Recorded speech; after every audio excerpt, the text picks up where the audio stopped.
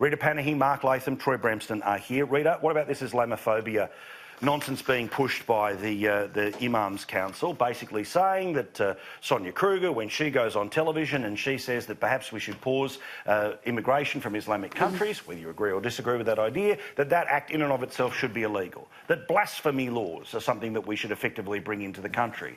That is the sort of stuff that, last time I checked, is done in countries that many people left to come to Australia to avoid.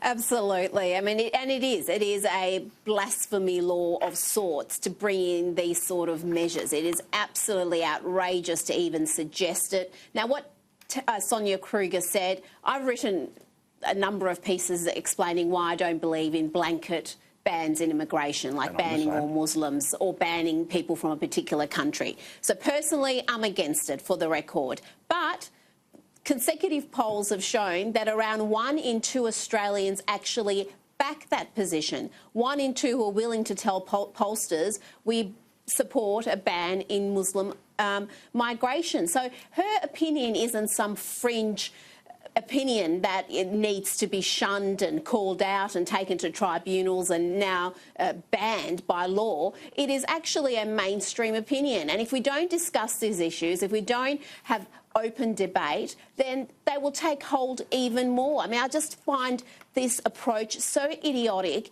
and so counterproductive in the long run. All you're going to do is upset more people, have more unnecessary bad blood, and those feelings aren't going to go away.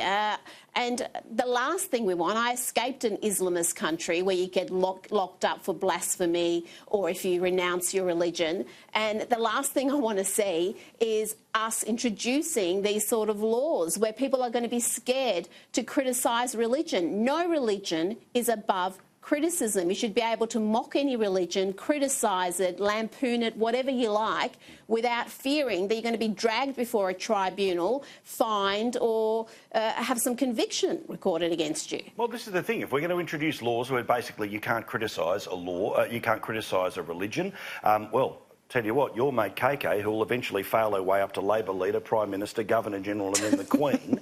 I mean, this is inevitably what's going to happen here, Troy. She better be careful, because if there's a law against bagging religions, somebody might be able to Google some of the stuff she's written in The Guardian.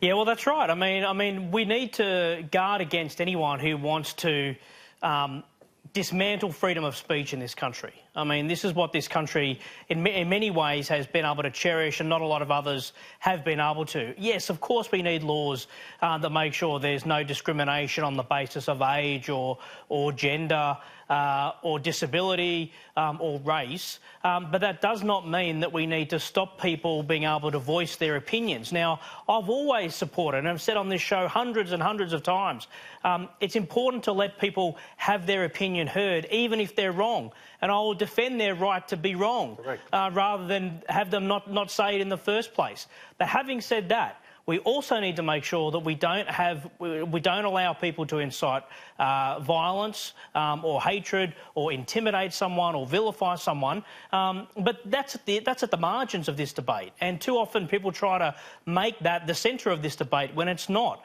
There can be legitimate discussion about criticising religions, providing a perspective on someone's own experiences and sharing their views. And we should be able to do that in a respectful and robust way. Well,